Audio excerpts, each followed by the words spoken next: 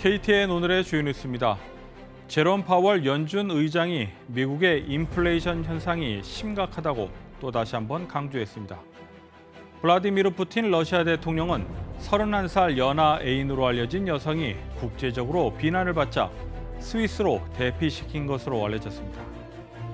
북동부 애틀랜타 부동산협회 네이마가 주최한 시상식에서 다수의 한인 부동산 전문인들이 수상의 영광을 안았습니다. 총기를 소유한 남성이 22일 오전 85번 고속도로 인근 인디언 트레일로드 진입로에서 그레이하운드 버스를 납치해 경찰 특공대와 대치하는 사건이 발생했습니다. 이상 오늘의 주요 소식 잠시 후 전해드립니다. 제롬 파월 연준 의장이 미국의 인플레이션 현상이 심각하다고 또다시 한번 강조했습니다. 이번 발언으로 경우에 따라 연준이 더 공격적으로 금리 인상을 할 가능성이 제기되고 있습니다. 김상은 기자가 보도합니다. 미 중앙은행인 연방준비제도의 제롬 파월 의장이 전미 실무경제협회 컨퍼런스 연설에서 미국의 인플레이션 현상이 심각하다며 신속 대응을 재차 강조했습니다. 그러면서 기준금리를 0.25%포인트보다 더 올려 공격적으로 움직이는 것이 적절하다고 결론이 내려진다면 강행할 것이라는 의지를 보였습니다. 이렇게 되면 통상적인 기존금리 인상폭인 0.25%포인트를 올리는 베이비 스텝에서 2배인 빅 스텝, 즉 0.5%포인트를 올릴 수 있다는 우려가 나옵니다. 앞서 연준은 지난 16일 이미 코로나19 팬데믹 시대 이후 유지해온 제로금리에서 벗어나 기존금리 0.25%포인트를 올리겠다고 밝혔습니다. Congress has given us maximum employment and price stability. Today, in support of these goals, the FOMC raised its policy interest rate by 1/4 percentage point. 일부 전문가들은 연준이 긴축 속도를 더 높여야 한다라고 말하지만 금리 인상이 자칫 잘못해 경기 침체를 부추길 수 있다는 우려도 나오고 있습니다. 이번 파월 의장의 연설로 같은 날 다우존스 평균은 0.58%, 나스닥 지수는 0.4% 각각 하락했습니다. KTN 뉴스 김상은입니다. 러시아의 우크라이나 침공을 계기로 글로벌 대형 투자자들이 신흥국 시장 전체에 대한 투자에 부정적인 것으로 나타났습니다. 월스트리트 저널의 21일자 보도에 따르면 대형 투자자들이 미국 주식과 채권 등을 비교해 상대적으로 높은 수익률을 기대하며 신흥국에서 투자처를 물색해왔습니다. 하지만 러시아의 우크라이나 침공을 계기로 현재는 신흥국 투자를 회의적으로 보는 분위기입니다. 투자자들이 신흥국 시장으로부터 자금 유출이 나타나고 있는 것은 선진국에 비해 투자 수익 성과가 생각보다 좋지 않기 때문으로 풀이되고 있습니다. 러시아 법원이 사회관계망 기업인 미국 메타사를 모 회사로 두고 있는 페이스북과 인스타그램의 러시아 내 운영을 금지했습니다. 모스크바 트베르스코이 지구 법원은 21일 메타사의 페이스북과 인스타그램 활동을 극단주의적이라고 규정하고 활동 중지 명령을 내렸습니다.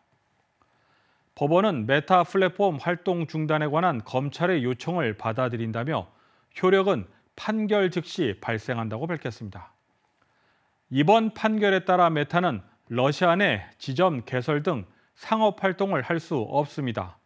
앞서 러시아 검찰은 지난 11일 메타를 극단주의적 조직으로 규정하면서 메타 지도부의 행동은 테러 행위를 허용하는 생각을 품게 하고 러시아인에 대한 증오를 조장하고 있다며 법원에 러시아 내 활동을 중지시켜줄 것을 요청한 바 있습니다. 미국 국방부는 내달 중순으로 검토되는 한미 연합훈련 범위와 규모, 그리고 시기 등을 한국과 상호 협의를 통해 결정할 것이라고 밝혔습니다. 마틴 메이너스 국방부 대변인은 자유아시아 방송 질문에 한미 연합 군사훈련은 동맹의 준비 태세를 확고히 하는 주요한 방법이라며 이같이 말했습니다. 한미 양국은 4월 중순경 전반기 연합훈련을 시행한다는 쪽으로 가닥을 잡은 것으로 알려졌습니다. 블라디미르 푸틴 러시아 대통령은 31살 연하 애인으로 알려진 여성이 국제적으로 비난을 받자 스위스로 대피시킨 것으로 알려졌습니다.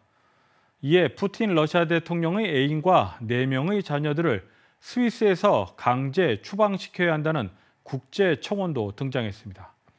관련 내용을 김상은 기자가 보도합니다. 우크라이나 침공을 명령한 블라디미르 푸틴 러시아 대통령에 대한 비난이 끊이지 않고 있습니다. 이런 가운데 푸틴 대통령의 31살 연하 애인으로 알려진 알리카 카바에바에 대한 비난이 일고 있습니다. 푸틴 대통령은 카바에바와 4명의 자녀를 스위스의 한 별장으로 대피시켰다고 일부 언론들은 보도했습니다. 이에 누리꾼들은 푸틴이 우크라이나를 공격해 민간인 사상자까지 발생하고 있는 가운데 푸틴의 가족들은 스위스 별장에서 안전하고 호화롭게 숨어 있다고 주장했습니다.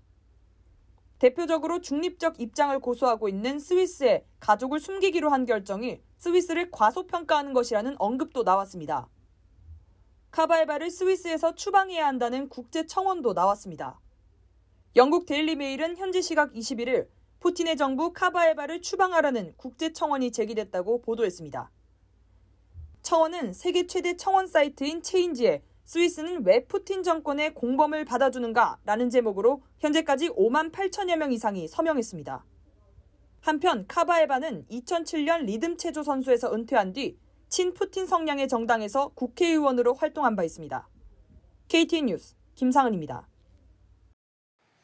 북동부 애틀랜타 부동산협회 네이마는 해마다 3월이 되면 밀리언 달러 클럽 시상식을 개최하고 있습니다. 이번 시상식에서도 다수의 한인 부동산 전문인들이 수상의 영광을 안았습니다. 지난 18일 알파레타 소재 아발론 호텔, 북동부 애틀랜타 부동산협회 네이마가 마련한 밀리언 달러 클럽 시상식이 열리고 있습니다. 네이마는 회원 가운데 해마다 개인 부분과 팀 부분으로 나누어 시상을 해오고 있는 것입니다. 이날 액티브 피닉스 그룹에서 다이아몬드상을 수상한 조앤리 부동산 전문인은 수상자 선발 과정에 대해 커미션 총액에 따라 개인 부분의 경우 6개 그룹으로 나뉘어 있다고 소개했습니다. 그리고 해마다 저희가 이제 부동산으로서 얼마의 성과를 냈느냐 그 금액에 따라서 이제 브론즈, 실버, 골드, 플래티넘, 다이아몬드, 프레지던트까지 이렇게 레벨이 정해집니다. 근데 그게 이제 돈으로 저희가 벌어들인 커미션으로 이제 계산이 돼요. 다이아몬드상은 커미션 총액이 50만 달러에서 74만 9,999달러를 받을 경우 해당됩니다. 또한 회원 자격에 따라 액티브, 액티브 라이프, 액티브 피닉스, 액티브 더블 피닉스, 액티브 트리플 피닉스 클럽으로 분류됩니다. 한편 이날 시상식에는 다수의 한인 부동산 전문인들이 다양한 분야에서 수상하며 한인 부동산 전문인들의 성과를 나타냈습니다. KTN 뉴스 스티븐입니다. 총기를 소유한 남성이 22일 오전 85번 고속도로 인디언 트레일 진입로에서 그레이하운드 버스를 납치해 경찰 특공대와 대치하는 사건이 발생했습니다. 무장 남성은 체포됐으며 인명피해는 없이 종결됐습니다. 하지만 이로 인해 인근 지역 일대에 극심한 차량 정체를 보였습니다. 경찰은 뉴욕으로 향하는 그레이하운드 버스에 권총을 든 남성이 수상한 행동을 한다는 신고를 접수 후 경찰 특공대를 출동시켰습니다. 경찰 특공대는 인디언 트레일 로드와 비버루인 로드 사이에 I-85 양방향을 모두 폐쇄하고 무장 남성과 협상을 벌였습니다.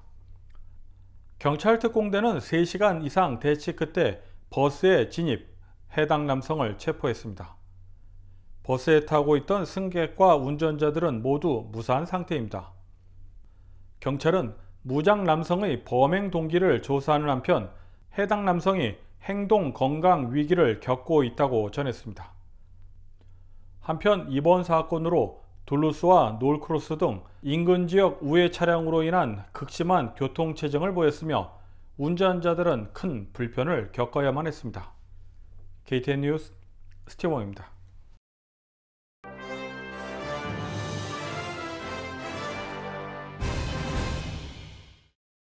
러시아의 우크라이나 침공 이후 숨진 러시아 군인이 거의 10,000명에 이른다는 현지 관변 매체의 기사가 공개됐다가 삭제됐습니다. 러시아 일간 콤소몰스카야 프라브다는 지난 20일 웹사이트에 올린 기사에서 러시아 국방부를 인용해 개전 후 숨진 러시아 병사가 9,861명, 부상자는 16,153명이라고 적시했다가 곧 삭제했습니다. 이는 러시아군이 공식적으로 밝힌 사망자 수 500명의 20배에 가까운 수치입니다.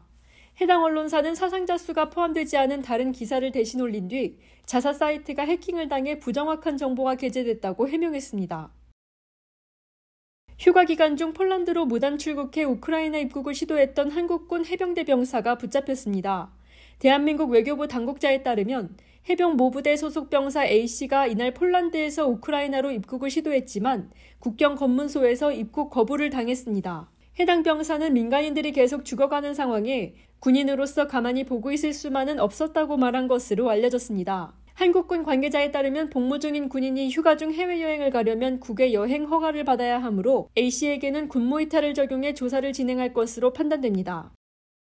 아시아나항공 미주지역본부가 봄맞이 특별 할인 행사를 진행합니다. 2022년 3월 30일부터 12월 31일 사이 LA와 샌프란시스코, 시애틀, 뉴욕, 호놀룰루에서 출발하는 항공권이 해당됩니다. 항공권 구매는 3월 22일부터 4월 12일까지 가능합니다. 이번 특가 행사와 함께 추가로 퀴즈 이벤트도 준비되어 있으며 애플워치 6, 아시아나 기념품 등 다양한 경품도 받을 수 있습니다. 자세한 내용은 아시아나항공 홈페이지에서 확인할 수 있습니다. 다음은 코로나19 소식입니다. 오늘의 코로나19 현황을 김상은 기자가 종합했습니다.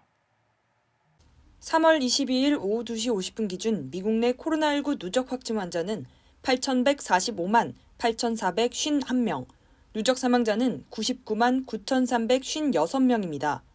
어제 하루 동안 신규 확진 환자는 38,278명 늘었고 신규 사망자는 1,248명 증가했습니다. 주변 누적 확진 환자는 캘리포니아, 텍사스, 플로리다, 뉴욕, 일리노이 순으로 많습니다. 주변 누적 사망자는 캘리포니아, 텍사스, 플로리다, 뉴욕, 펜실베니아 순으로 많습니다. 다음은 조지아주 코로나19 현황입니다. 오후 2시 50분 집계에 따르면 조지아주의 누적 확진 환자는 192만 3,335명, 누적 사망자는 3만 775명으로 집계됐습니다. 신규 확진 환자는 342명 증가했고 신규 사망자는 33명 증가했습니다. 다음은 카운티별 집계입니다. 풀턴 카운티 누적 확진 환자 18만 3,419명, 누적 사망자는 2,022명입니다. 어제 하루 동안 신규 확진 환자는 36명 늘었고 신규 사망자는 2명 늘었습니다. 귀네 카운티 누적 확진 환자 17만 3,684명, 누적 사망자는 1,716명입니다. 어제 하루 동안 신규 확진 환자는 44명 늘었고 신규 사망자는 2명 증가했습니다. 이상 오늘의 코로나19 현황이었습니다. 이상으로 KTN 뉴스를 모두 마칩니다. 시청해주신 여러분 고맙습니다.